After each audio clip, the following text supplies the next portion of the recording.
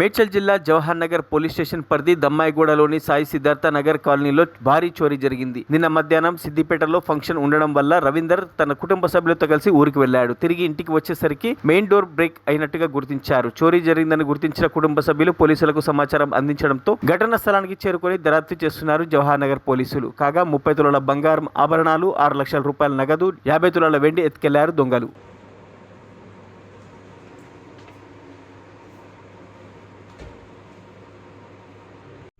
Cash gold అంతా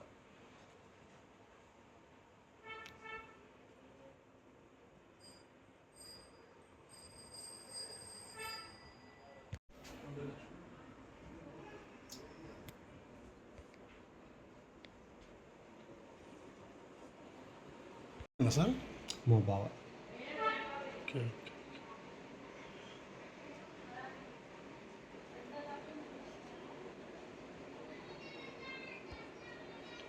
మరిన్ని updates కోసం మా ఛానల్ని సబ్స్క్రైబ్ చేయండి.